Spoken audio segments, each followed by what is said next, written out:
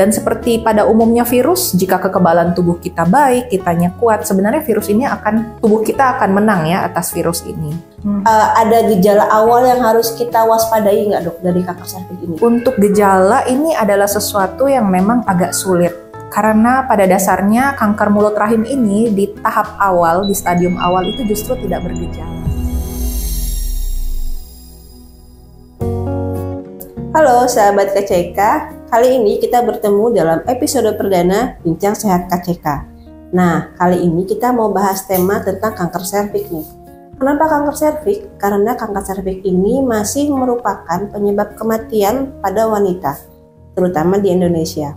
Kali ini kita kedatangan narasumber, yaitu seorang dokter spesialis kandungan, Dr. Angelin Francis, SPOG, yang sekarang berpraktik di Rumah Sakit Sentosa. Selamat pagi dokter, Selamat apa pagi, kabar? Dokter Puji, sehat. Ya, dok, kali ini kita mau mengajak sahabat KCK untuk membahas tentang kanker serviks nih dok. Ya, karena ternyata angka kejadiannya masih tinggi ya dok ya, kanker serviks ini. Ya, mungkin sahabat KCK juga pengen tahu nih dok, kanker serviks itu apa ya?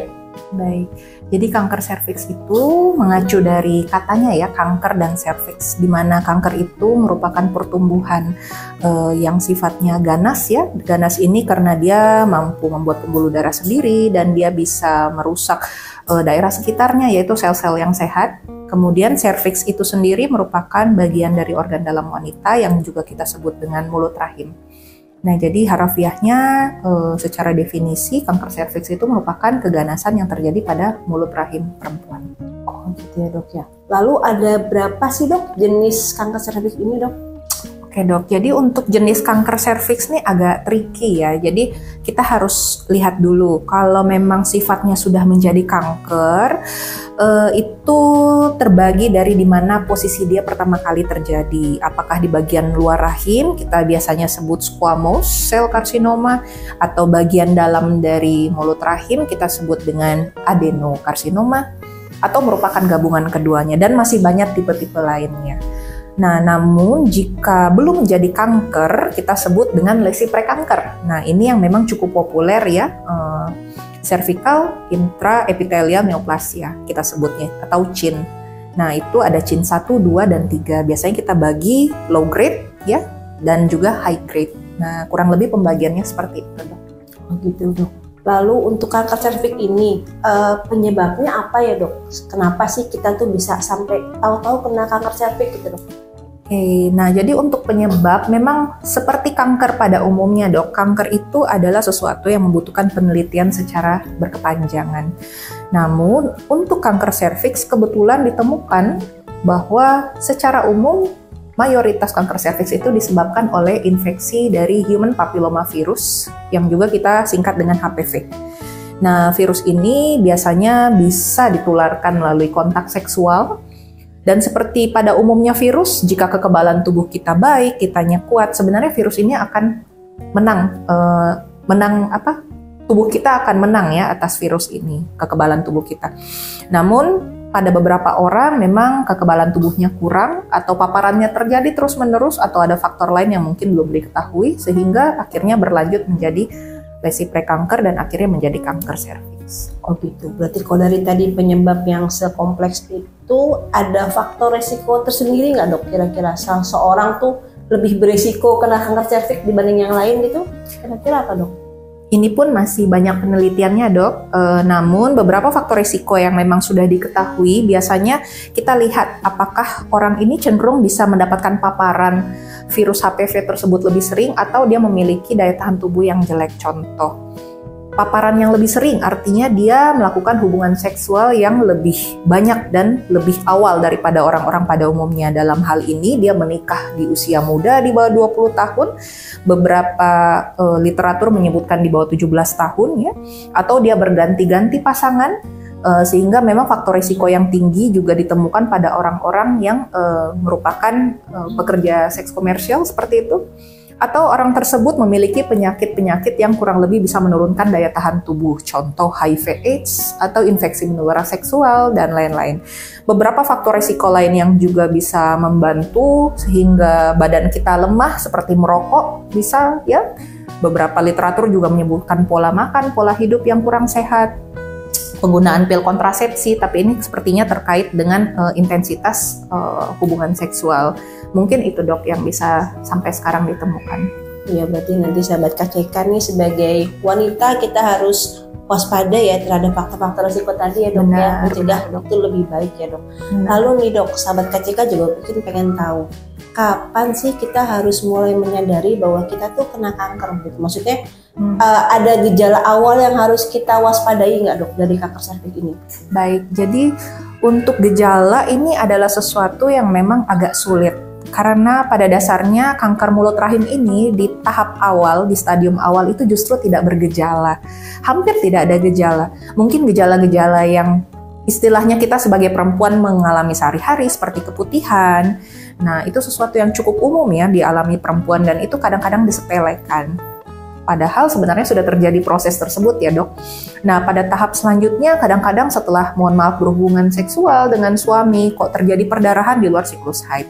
Dan pada tahap selanjutnya jika kankernya memang sudah sangat lanjut ya advanced stage kita sebut, bisa jadi terganggu sistem berkemih, sistem buang air besar ya terganggu juga, kemudian bisa jadi kegagalan multi organ hingga berujung pada kematian seperti itu. Berat juga ya ternyata. Benar. Lalu pemeriksaannya apa ya dok? Kira-kira supaya sahabat KCK nih ketika mengalami gejala tadi ya lalu yakin nih saya memang kanker atau bukan, kanker serviks atau bukan gitu. Baik dok, jadi untuk bisa mendapatkan definisi kanker, memang idealnya kita lakukan pemeriksaan histopatologi. Dalam hal ini, mulut rahimnya kita ambil, kemudian kita periksakan di bawah mikroskop oleh dokter spesialis khusus ya, patologi anatomi kita sebut dikirimkan ke laboratorium. Nah, disitulah bisa kita lihat apakah selnya tersebut mengalami progresi menjadi ganas atau tidak.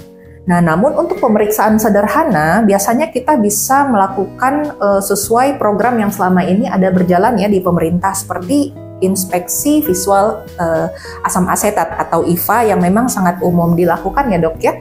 Di klinik ini juga kalau nggak salah pernah ya dok ya dulu? Ada, kita rutin melakukan itu sahabat. Benar, bagus sekali dok, karena itu mendukung program pemerintah. Nah, jadi IVA ini bisa menjadi salah satu deteksi awal dok, untuk melihat apakah pasien ini ada resiko ya, apakah dia ada lesi prekanker atau bahkan kita pada saat membuka bisa langsung melihat ini terjadi kanker atau tidak. Selain itu memang masih banyak modalitas lainnya, contoh seperti HPV DNA ya, kalau di luar negeri memang direkomendasikan dilakukan sebelum dilakukan IVA ya dok ya. Namun memang di Indonesia masih dalam tahap pematangan istilahnya. Nah, atau pap smear ya, itu juga cukup umum ditemukan, biopsi dan lain-lain. Jadi sebenarnya modalitas untuk memeriksa itu sangat banyak, namun yang sangat mudah dilakukan ya di klinik, puskesmas ataupun praktek pribadi biasanya ya memang pemeriksaan HPV, IVA ya atau pap smear seperti itu dok. Berarti IVA tes itu punya peran penting ya dok bagi benar sekali dok. Dan sahabat KCK bisa melakukannya di sini loh. Nanti bisa datang ke KCK atau bertanya untuk melakukan pemeriksaan IVA tes ya dok benar, sebelum terjadi kanker. Nah kalau seorang wanita sudah terdiagnosa kanker serviks dok, itu pengobatannya apa dok kira-kira? Oke, untuk kanker memang seperti yang tadi saya sampaikan dok, untuk tahap awal biasanya karena tidak ada gejala jarang didapatkan. Dan sayangnya memang rata-rata yang ditemukan itu 70% sudah stadium lanjut. Sehingga tingkat kematiannya hampir 50% ya, kalau misalnya mengacu dari data Kementerian Kesehatan. Pada tahap awal operasi masih mungkin dilakukan, namun pada tahap lanjut biasanya saat operasi sangat sulit dilakukan, modalitas utama adalah radiasi dan bisa digabungkan dengan kemoterapi seperti itu. Namun apabila dia belum menjadi kanker dok, masih banyak modalitas yang bisa dilakukan, ya seperti krioterapi ya, jadi kita menggunakan gas beku, kemudian kita bisa melakukan pemotongan ya pada daerah yang kita curigai lesi tersebut dengan lip, LEDs ya, bisa konisasi, sangat banyak modalitasnya. Jadi memang lebih baik ditemukan pada saat awal dok, daripada kalau sudah lanjut ya dok ya, sudah menjadi kanker. Ya, berarti lebih awal ditemukan akan jauh kemungkinannya lebih baik ya dok? Benar sekali dok. Ya, lalu dok, dari tadi kita bicara tentang apa itu kanker serviks sampai kepada pengobatan. Nah mungkin sahabat KCK juga perlu tahu nih dok, bagaimana sih kita mencegah supaya diri kita jangan sampai terpapar oleh si virus HPV ini ya dok? Oke, baik. Jadi untuk mencegah virus HPV atau secara umum mencegah kanker serviks ya dok, kita harus melihat pencegahan itu ada yang sifatnya primer, sekunder, dan juga tersier. Pencegahan primer ini yang mau digalakkan sama pemerintah karena ini target dari WHO tahun 2030. Idealnya 90% anak di bawah 15 tahun itu sudah melakukan vaksinasi HPV ya dok. Dan dokter sudah vaksin? Sudah ya, saya juga sudah dok. Nah harapannya sahabat KCK juga sudah melakukan vaksinasi ya. Harapannya di bawah 15 tahun ini adalah pencegahan primer. Pencegahan sekunder itu melalui deteksi dini yang tadi dok. Jadi kita bisa melakukan IVA berkala ya, tiap 3 tahun sekali jika tidak ada kelainan atau 1 tahun sekali sesuai indikasi. Nah, atau misalnya modalitas yang lain, kita melakukan pap smear HPV DNA tergantung dari kemampuan masing-masing penderita ya dok ya, atau yang ingin periksa. Atau kita masuk ke pencegahan tersier, dalam arti orang yang sudah menderita kanker atau lesi prekanker idealnya dilakukan penanganan segera. Diharapkan target dari pemerintah itu adalah 90% ya. Jadi dari pemerintah itu adalah 90, 75, 90 ya sebelum tahun 2030. 90% tervaksin, 75% dilakukan screening, 90% tertangani kalau misalnya memang sudah terdiagnosis sebagai lesi prekanker ataupun kanker serviks seperti itu dok. Mungkin itu cara untuk mencegah di awal. Dan tentu saja kita harus menghindari faktor risiko yang tadi ya dok ya, yang sudah saya sampaikan ya. Jadi mungkin itu saja yang bisa kita lakukan dulu.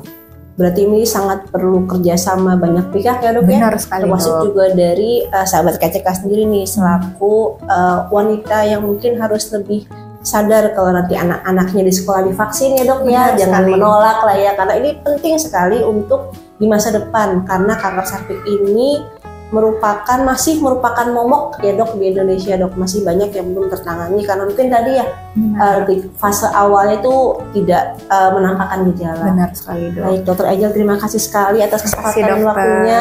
Kita mungkin nanti di suatu saat kita bisa ngobrol-ngobrol lagi ya dok. Boleh, tentu saja. Iya, dokter. jangan kapok untuk datang ke KCK. Iya. Nah sahabat KCK, demikian episode perdana kita yang membahas tentang kanker serviks. Jangan lupa untuk like, komen, dan subscribe di channel kami karena akan masih banyak lagi konten-konten menarik lainnya, akan masih banyak lagi tema-tema kesehatan yang pasti akan Anda butuhkan. Terima kasih, salam KCK.